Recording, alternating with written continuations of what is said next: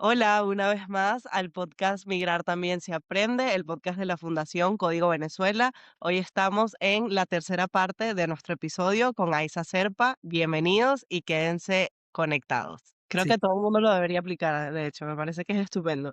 Sobre todo la gente que está llegando, que somos migrantes, que estamos como readaptándonos y estamos entrando en un ecosistema laboral donde hay gente local.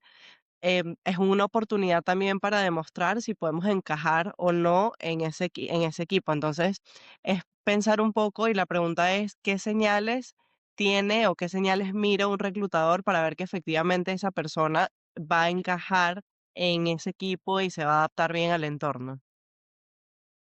Em, mira, el reclutador, y rara vez el cliente es consciente de esto, ¿no? El reclutador tiene una tarea muy compleja.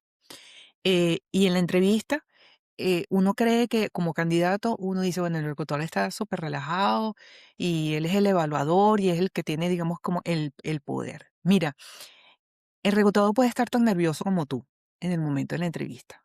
¿Ok? ¿Por qué? Porque él es la cara de la empresa. La impresión que tú te lleves va a ser a partir de lo que él demuestre allí. Entonces, si él hace un comentario, una respuesta inapropiada, inadecuada, etcétera, esa es la imagen que te vas a llevar de la empresa. Entonces, es una responsabilidad muy grande que tiene ahí el reclutador. Después, él tiene que medir esas competencias para después comunicársela al manager y el manager le va a decir, pero no evaluaste esto y esto cómo lo viste y en esto cómo lo viste. Entonces, es un esfuerzo adicional que tiene que hacer para medirlo con precisión y poder dar ese reporte. Además de eso, él está escuchando tu respuesta, pero está pensando también en cómo identificar eso dentro del entorno donde va a estar trabajando la persona, cómo encaja con el grupo, pero tiene que estar pensando al mismo tiempo en la siguiente pregunta. O sea, por eso es que el reclutador eh, se agota. O sea, muchas entrevistas en un día es realmente agotador. Y uno no lo piensa, uno como candidato cree que está la persona ahí relajada haciendo preguntas. No, está haciendo un esfuerzo importante. Entonces, bueno, hacer un poquito de empatía con la persona y tratar de que también se relaje. Es una estrategia que te va a ayudar a ti a que fluya mejor todo. Entonces, eh, a la primera ola, ¿cómo estás? Ay, bien, oye, viste que está nevando. Yo nunca había visto nevar, qué bonito. Entonces, que tú hagas de repente ese comentario ayuda también al reclutador a que se relaje y diga, ay, sí, mira, qué bonito, sí, ¿no? Aquí en Madrid a veces nieva. Ya él va a respirar y te va a ayudar a ti a que se sienta más relajado contigo y diga, bueno, ay, me siento más cómodo con este, como que voy bien, ¿no? Entonces, gánalo, llévatelo a tu terreno, ¿no? Esa es como un poco la estrategia que puedes utilizar, ¿no?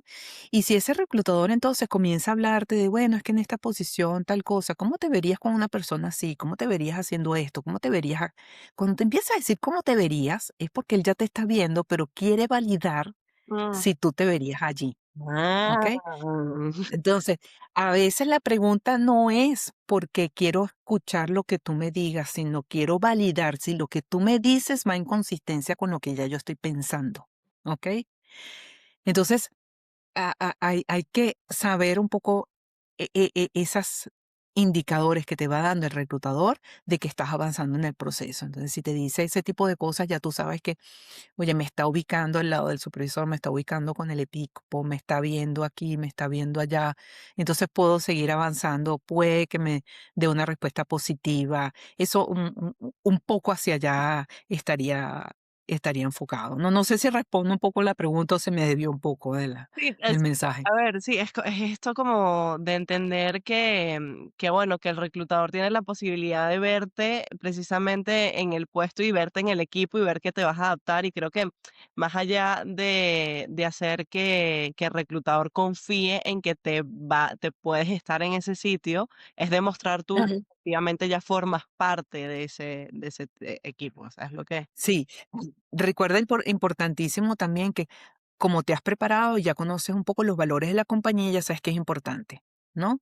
El código de conducta, leerte el código de conducta de la empresa ya te dice para qué es importante para ellos en las personas.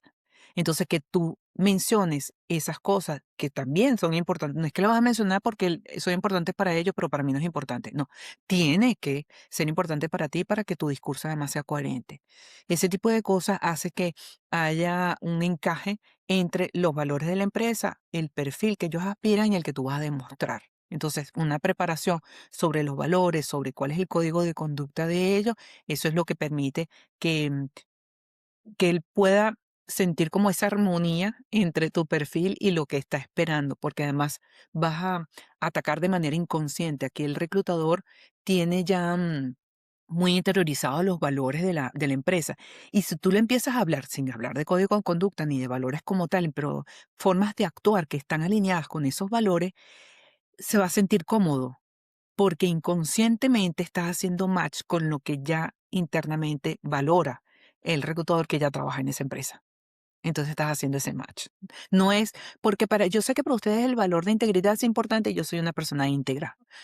No, dale un ejemplo, explícale qué es para ti la integridad y tal, y vas a ver que la persona se va a sentir a gusto, te va a hacer sonreír y ya vas a ver que van a estar haciendo un match ahí. ¿Ok?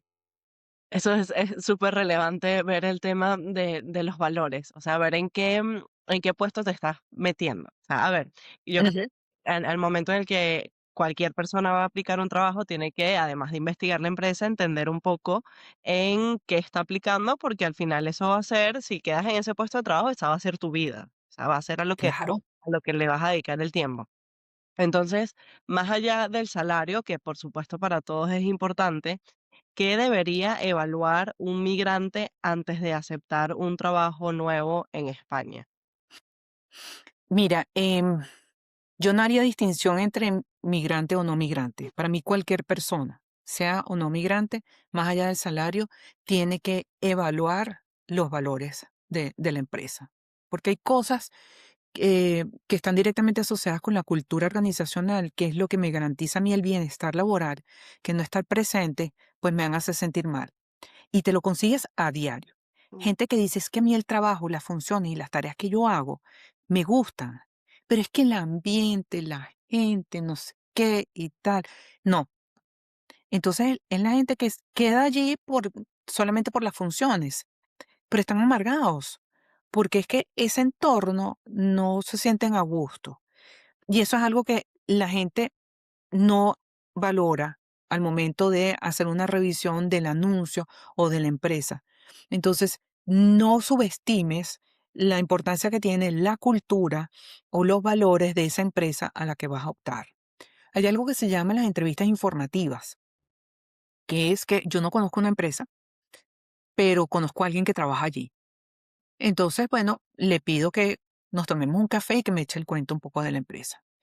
Mire, ¿qué tal se trabaja allí? Mire, cuéntame esto. Y cuando pasa este tipo de cosas, ¿qué hacen la compañía? Sin que te dé información confidencial, es solamente como su feeling del ambiente. Ese tipo de entrevistas informativas es lo que te permite a ti descartar o no una determinada empresa.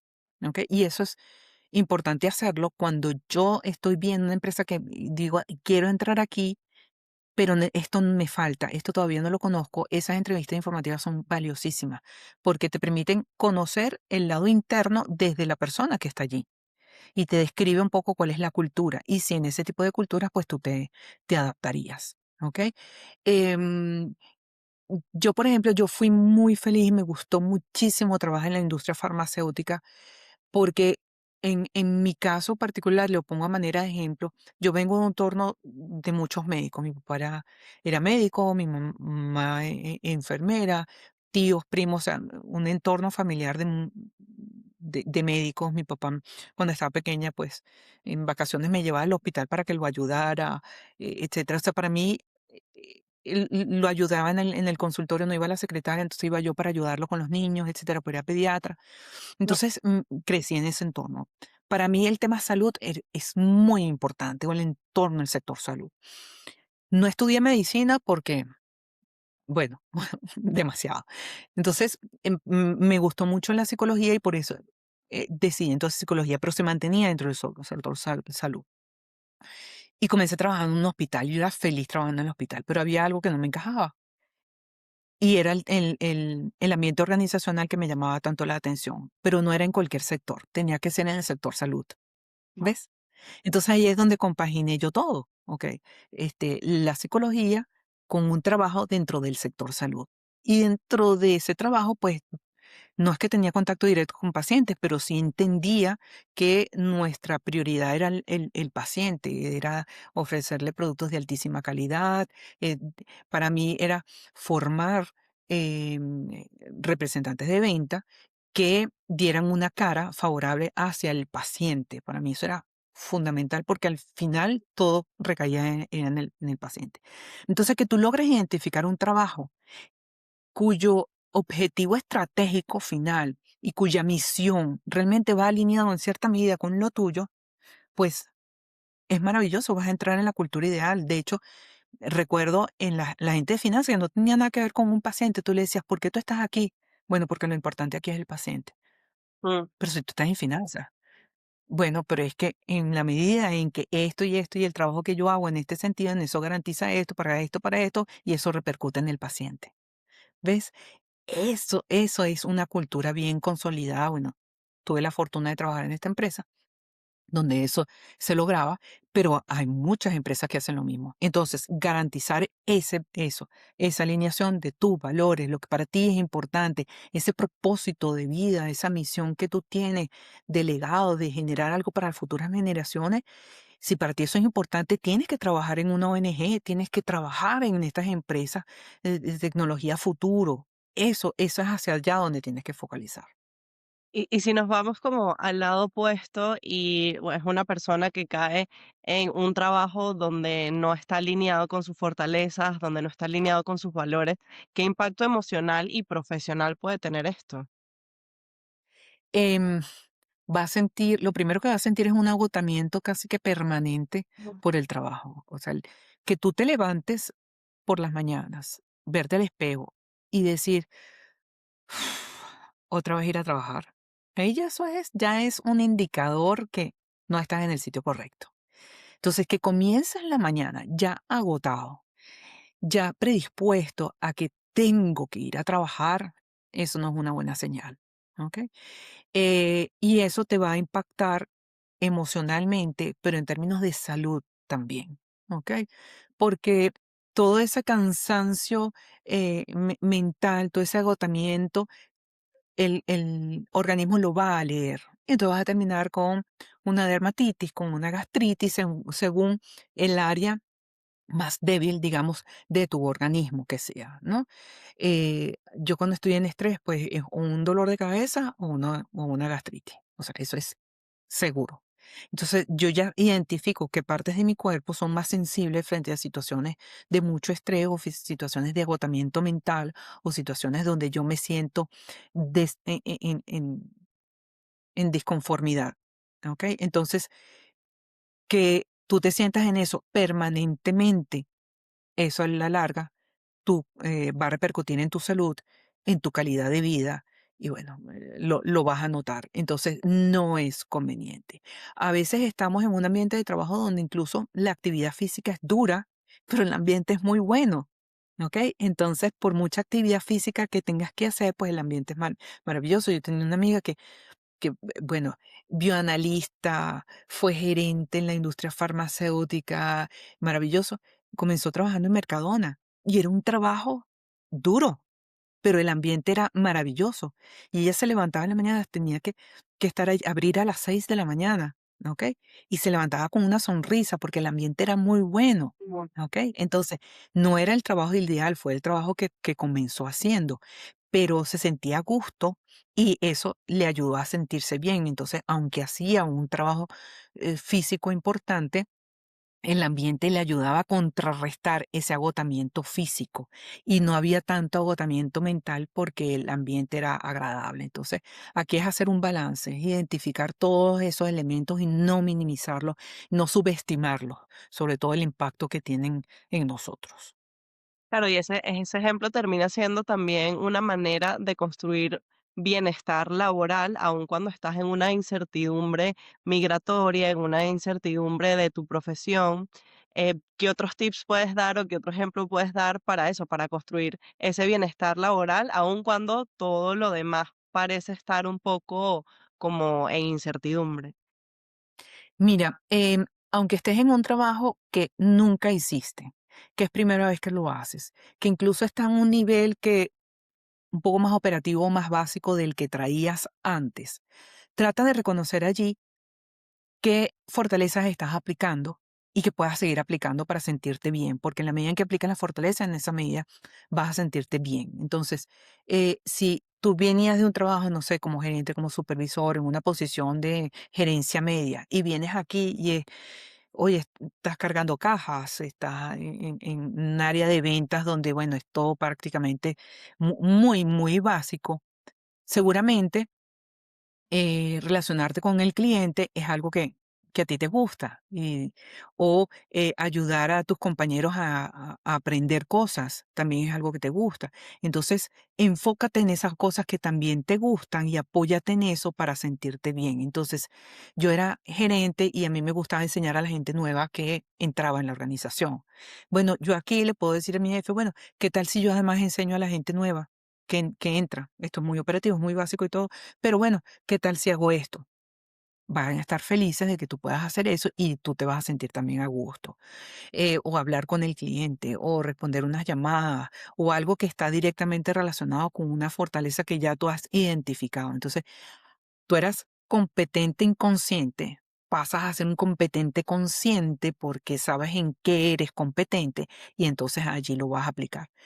Cosas muy pequeñas, cosas que parecen muy sencillas, pero que en el fondo te nutren, porque es la aplicación de la fortaleza. Como te digo, eh, es un trabajo donde tengo que hablar con personas, o que tengo que hacer una presentación, o que tengo que relacionarme con el cliente. Yo soy bueno en eso, pues entonces me ofrezco voluntario, o lo hago con más frecuencia, o trato de llevarlo hacia allá, hacia ese terreno.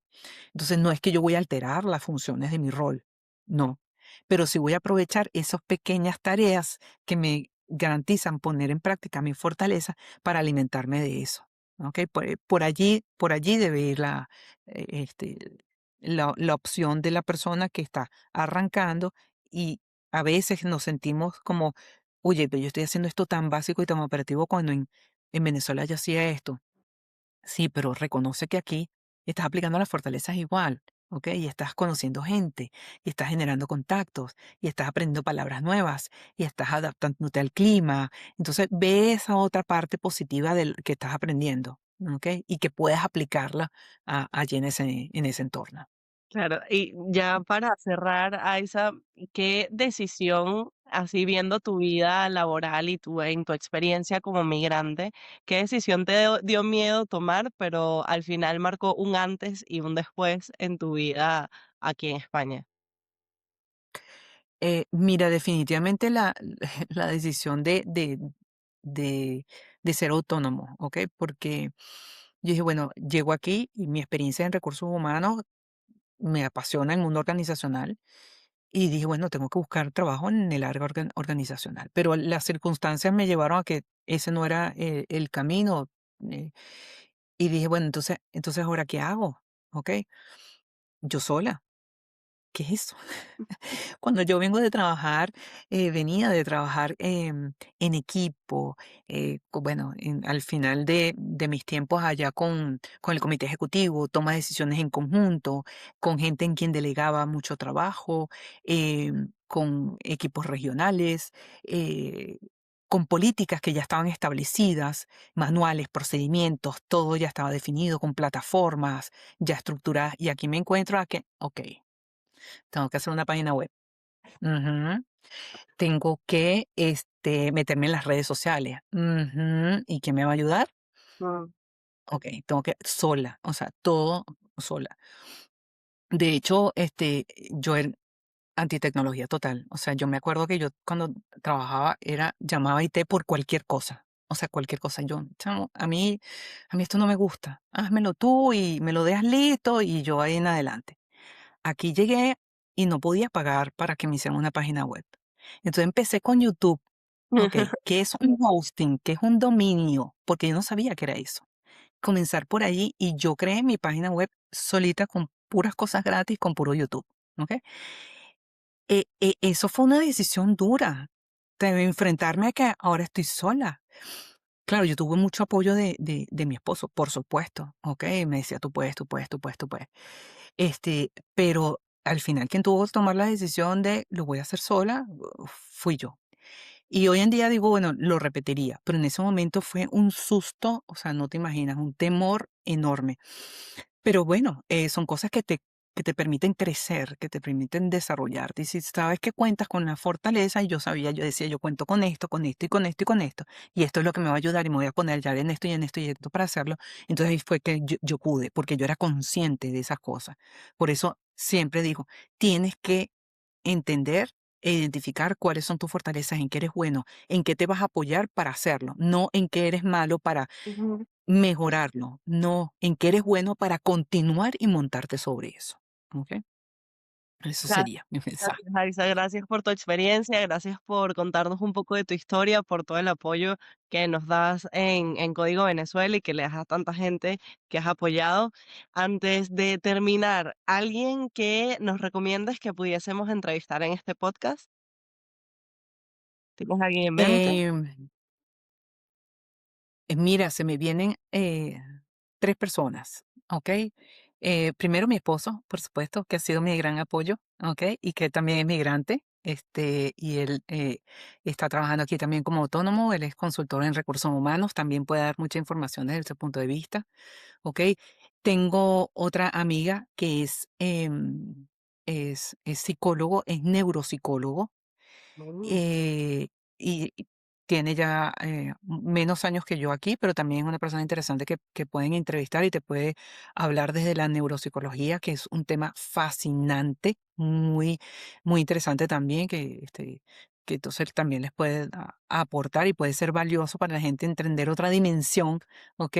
Del ser humano y cómo desde la neuropsicología entender muchas cosas, ¿no? Del proceso migratorio, yo creo, ¿ok? También. ¿Con sus nombres? Y una tercera persona. ¿Cómo? ¿Sus nombres? Ella, bueno, mi esposo es Renzo Castillo y mi amiga es Sandra Lachapelle, te puedo pasar los nombres, y su perfil de LinkedIn para que la ubiques, ¿ok? ¿La persona? Este, y la tercera persona, bueno, mi amiga que te digo que comenzó su trabajo en Mercadona y ahorita, bueno, ya está trabajando en la industria farmacéutica nuevamente como lo estaba en Caracas, pero hizo el trampolín muy bien. Entonces ella es un vivo ejemplo de que sí puedes comenzar en cosas muy básicas y operativas, pero eso te permite construir una base para pegar el brinco y que al final sí puedes entonces hacer el cambio hacia el trabajo que quieres al final. A pesar de las dificultades iniciales, pero sí se puede. Yo creo que ella es un ejemplo real de cómo todo se puede alcanzar. Qué maravilla, qué maravilla. Nada, Aixa, Ujú. muchísimas gracias. Si tuvieras algo más que agregar. Bueno, estoy completamente a la orden, a la disposición, ya saben por dónde encontrarme. Básicamente, decirle a la gente que lo tienen todo. No se dejen tumbar, porque bueno, es que yo vengo de Venezuela y entonces ya es otro mundo, etcétera. Sí, pero todas esas competencias te las trajiste metidas en la maleta y ahora tienes que sacarlas, ¿ok? Son invisibles, no te has dado cuenta que están allí, pero te las trajiste, no las dejaste allá. Por eso no comenzamos de cero, comenzamos a partir de nuestras propias competencias, a partir de nuestras propias fortalezas. Entonces, desde cero, no, desde cero no empiezas, empiezas desde tu fortaleza y ahí es donde hay que arrancar. Muchísimas gracias, Aiza. Muchísimas gracias a quienes nos escucharon, a quienes nos vieron. Recuerden descargarse la app Venezuela Virtual, donde van a encontrar todo un abanico de oportunidades y un acompañamiento completo en España de la Fundación Código Venezuela, totalmente gratuito. Gracias y nos vemos en el próximo episodio.